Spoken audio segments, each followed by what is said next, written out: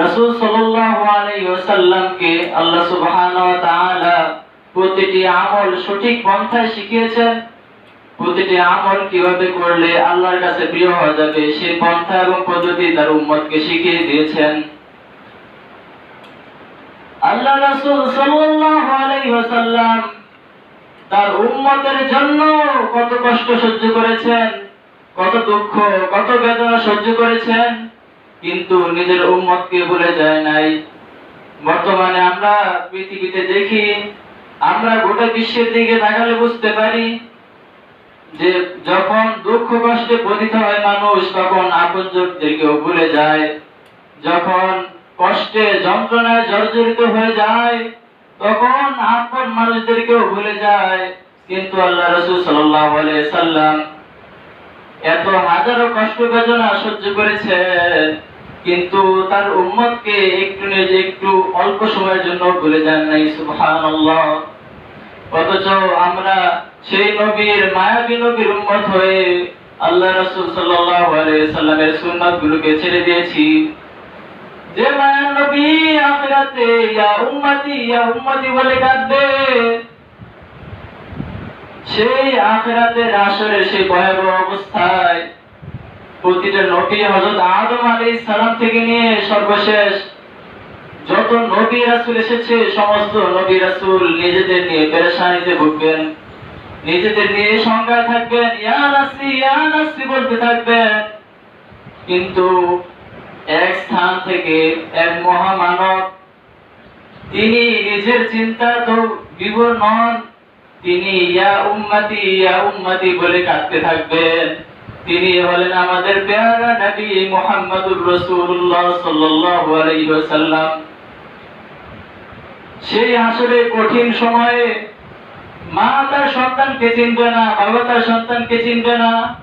যে সন্তানের জন্য মা বাবা দুনিয়াতে একের পর এক কষ্ট সহ্য করে, মা রাতকে রাত নির্ঘুম কাটিয়ে দেয় সন্তানের জন্য কষ্ট না হয় সেই কারণে। সন্তান একটু কান্না করলে মায়ের ঘুম ভেঙে যায়, সন্তানের একটু কষ্ট হলে মা ব্যথিত হয়। সন্তানের ভরণ পোষণ করার জন্য, সন্তানকে একটু ভালো অবস্থাতে রেখে যাওয়ার জন্য বাবা সারাদিন পরিশ্রম করে, কাজ করে, মাথার ঘাম পায়ে ফেলে উপার্জন করে সন্তানের ভবিষ্যৎটা যেন একটু ভালো হয় সেই চিন্তায়। অথচ সেই মমতাময়ী মা, সেই বাবা, তারাও সে হাসরের কঠিন সময়ে তার সন্তানদেরকে ভুলে যাবে। সে হাসরের কঠিন সময়ে ছেলে সন্তান তাদের আব্বা আম্মাকে ভুলে যাবে। দুনিয়াতে থাকা অবস্থায় আব্বা আম্মার খেদমত করেছিল, কত পরিমাণ কষ্ট যন্ত্রণা সহ্য করেছিল তাদের আব্বা আম্মা, সেই মমতাময়ী মা বাবাকে সে সন্তান ভুলে যাবে। এমন হাহাকার এক পরিস্থিতি সৃষ্টি হবে সে হাসরের ময়দানে। তখনও আমাদের নবী মুহাম্মদুর রাসূলুল্লাহ সাল্লাল্লাহু আলাইহি ওয়াসাল্লাম তার উম্মতের ফিকিরে থাকবেন। হায় হায়, এই উম্মতের একজন ব্যক্তিও যদি জাহান্নামে চলে যায়, তাহলে আমি আল্লাহর কাছে কিভাবে মুখ দেখাবো? আমি তো এই উম্মাহকে সঠিক পথ প্রদর্শন করে গিয়েছিলাম, আমার উপর তো নবুয়তের দায়িত্ব ছিল প্রতিটা ব্যক্তির কাছে যেন আমি এই ইসলামের বাণীগুলো পৌঁছে দেই।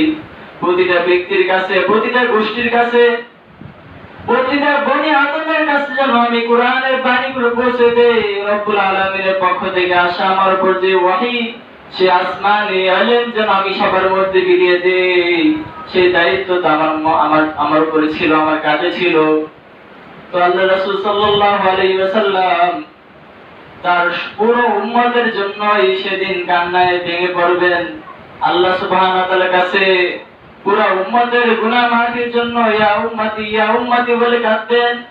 অথচ দেখুন, প্রয়োজনে অপ্রয়োজনে আমরা সেই রাসূল সাল্লাল্লাহু আলাইহি ওয়াসাল্লামকে ভুলে যাই। আমাদের শরীরে বাহ্যিক রূপেও রাসূল সাল্লাল্লাহু আলাইহি ওয়াসাল্লামের সুন্নাতগুলো এখন দেখা যায় না। সেই প্যারা নবীর সুন্নাতগুলোকে ছেড়ে আমরা বিভিন্ন বিধর্মী পশ্চিমাদের সংস্কৃতিগুলো গ্রহণ করছি, তাদেরকে নিজেদের আইডল হিসেবে গ্রহণ করছি। আমরা রাসূল সাল্লাল্লাহু আলাইহি ওয়াসাল্লামের সুন্নাতের পন্থা নববী মানহাজ ছেড়ে দিয়ে অন্য সব পন্থা পদ্ধতির মধ্যে আমরা সুখ খুঁজছি, অথচ আল্লাহ রাসূল সাল্লাল্লাহু আলাইহি সাল্লামকে আল্লাহ রাব্বুল আলামিন সারা বিশ্বের জন্য রহমত স্বরূপ প্রেরণ করেছেন। যে রাসূল সাল্লাল্লাহু আলাইহি সাল্লামের একটা একটা সুন্নতকে নিজের জীবনে বাস্তবায়ন করবে, তার জীবনটাও আল্লাহ রাব্বুল আলামিন রহমত এবং বরকত দিয়ে ভরপুর করে দিবেন। সুবহানাল্লাহ। আল্লাহ সুবহানাহু ওয়া তাআলা কোরআনে স্পষ্ট বলে দিয়েছেন, ওয়ামা আরসালনাকা ইল্লা রাহমাতাল লিল আলামিন। আল্লাহ সুবহানাহু ওয়া তাআলা বলেন, হে রাসূল, হে প্যারা নবী, আমি আপনাকে সারা গোটা বিশ্বের জন্য আমি রব্বুল আলামিন আপনাকে রহমত স্বরূপ প্রেরণ করেছি। যদি বিশ্ববাসী রাসূল সাল্লাল্লাহু আলাইহি সাল্লামের সুন্নাতগুলোকে গ্রহণ করত, রাসূলের দেখানো পথে যদি তারা চলতো, তাহলে তার রহমত প্রাপ্ত হতো। কিন্তু আজ সমাজের অবস্থা একদমই বিপরীত। সমাজের অধিকাংশ মানুষ রাসূল সাল্লাল্লাহু আলাইহি সাল্লামের সুন্নাত থেকে দূরে সরে গিয়েছে, যার কারণে সমাজের রন্ধ্রে রন্ধ্রে ফিতনা ছড়িয়ে গিয়েছে। পরিবারের মধ্যে ঝগড়া, সমাজে ঝগড়া, মারামারি, ফিতনা ফাসাদ। ভাই তার ভাইকে হত্যা করে ফেলছে, ভাই তার ভাইয়ের শরীর থেকে রক্ত ঝরাচ্ছে। কারণে অকারণে সামান্য জায়গা জমি নিয়ে বিরোধ।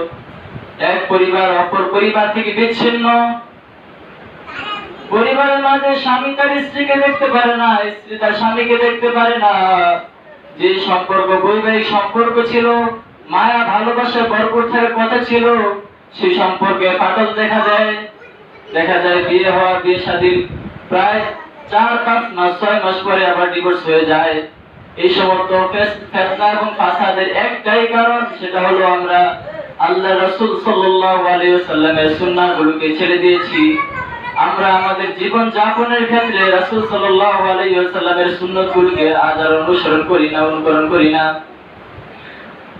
আল্লাহ রাসূল সাল্লাল্লাহু আলাইহি ওয়াসাল্লামকে পরিপূর্ণ মডেল হিসেবে আল্লাহ সুবহানাহু ওয়া তাআলা দুনিয়াতে পাঠিয়েছেন।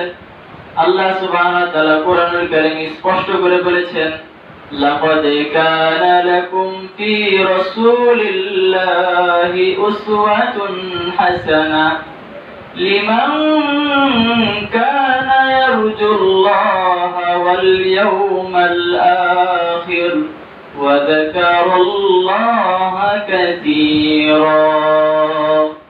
আল্লাহ সুবহানাহু ওয়া তাআলা কোরআনের মধ্যে বলেন, নিশ্চয়ই আল্লাহর রাসূলের মাঝে রয়েছে তোমাদের জন্য সর্বোত্তম আদর্শ। লিমান কানা ইয়ারজুল্লাহ ওয়াল ইয়াওমাল আখির, ওই সমস্ত ব্যক্তিদের জন্য যারা আল্লাহ এবং আখিরাত দিবসের প্রতি আশা রাখে, যারা আখিরাতে নাজাত পেতে চায়, আল্লাহ সুবহানাহু ওয়া তাআলার সন্তুষ্টি অর্জন করতে চায়, যারা আল্লাহর গজব থেকে বেঁচে থাকতে চায়, যারা জাহান্নামের কঠিন ভয়াবহ আযাব থেকে বেঁচে থাকতে চায়, তাদের জন্য আল্লাহ রাসূল সাল্লাল্লাহু আলাইহি ওয়াসাল্লামের মাঝে রয়েছে উত্তম আদর্শ।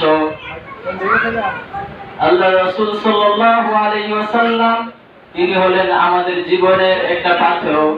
আমরা যদি আল্লাহ রাসূল সাল্লাল্লাহু আলাইহি ওয়াসাল্লামকে নিজের জীবনের প্রতিটা ক্ষেত্রে যদি অনুকরণ করি, তাহলে আমরা আল্লাহ সুবহানাহু ওয়া তাআলার সন্তুষ্টি অর্জন করতে পারবো। কোরআনের বিভিন্ন আয়াতে, অসংখ্য আয়াতে আল্লাহ সুবহানাহু ওয়া তাআলা তার প্রিয় হাবিবের কথা উল্লেখ করেছেন, অনুসরণ এবং অনুকরণের কথা বলেছেন। তাই আমরা যদি আল্লাহর কাছে প্রিয় বান্দা হতে চাই, একটাই করণীয়, সেটা হলো ইত্তেবায়ে রাসূল, অর্থাৎ আল্লাহ রাসূল সাল্লাল্লাহু আলাইহি ওয়াসাল্লামের অনুসরণ এবং অনুকরণ করতে হবে। আল্লাহ সুবহানাহু ওয়া তাআলা কোরআনের মধ্যে বলেন, কুল ইন কুনতুম তুহিব্বুনাল্লাহ ফাত্তাবিউনি ইউহিব্বুকুমুল্লাহ ওয়া ইয়াগফির লাকুম যুনুবাকুম ওয়াল্লাহু গফুরুর রহিম। আমরা হয়তো অনেকে মনে মনে চিন্তা করতে পারি, আমাদের অনেকের মনে প্রশ্ন জাগ্রত হতে পারে যে আমরা যদি আল্লাহ রাসূলকে ভালোবাসি, আল্লাহ রাসূলের সুন্নাতগুলোকে অনুসরণ করি, তাহলে আমাদের প্রাপ্য কি, আমরা প্রতিদান কি পাবো, আমরা আল্লাহর কাছ থেকে কি প্রতিদান পাবো? এরকম প্রশ্ন আমাদের মনে থাকতে পারে। আল্লাহ রাব্বুল আলামিন নিজে কোরআনের মধ্যে সে প্রশ্নের উত্তর নিয়ে হাজির হয়ে গিয়েছেন। আল্লাহ সুবহানাহু ওয়া তাআলা কোরআনে বলেন, কুল ইন কুনতুম তুহিব্বুনাল্লাহ।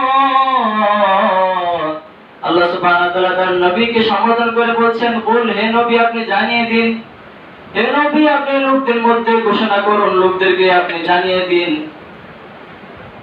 ইন তুহিব্বুনাল্লাহ, যদি তোমরা আল্লাহকে বেশে থাকো, যদি তোমরা আল্লাহ সুবহানাহু ওয়া তাআলার ভালোবাসা পেতে চাও, ফাত্তাবিউনি, তাহলে তোমরা আমি নবীকে আমি রাসূলকে অনুসরণ করো। সুবহানাল্লাহ।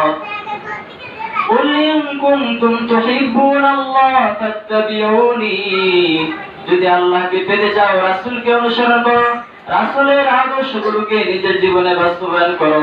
যদি রাসূলের আদর্শের অনুসরণে নিজের জীবন গড়তে পারো, তাহলে স্পষ্ট আল্লাহ রাব্বুল আলামিনের ভালোবাসা তুমি অর্জন করতে পারবে। সুবহানাল্লাহ। তো এই আয়াতের মধ্যে আল্লাহ সুবহানাহু ওয়া তাআলা বলছেন, যদি আমাকে পেতে চাও, আমি রব্বুল আলামিনের রহমত বরকত পেতে চাও, আমি রব্বুল আলামিনের ভালোবাসা পেতে চাও, তাহলে রাসূলের অনুসরণ করো, আমার প্রেরিত নবীর অনুকরণ করো, তাহলে আমি রব্বুল আলামিন নিজে তোমাদেরকে ভালোবাসবো। সুবহানাল্লাহ।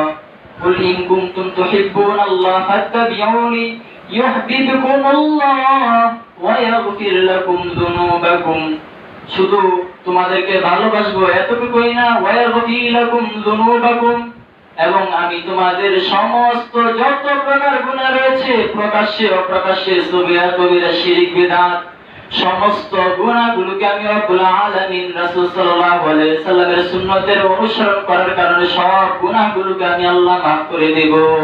সুবহানাল্লাহ।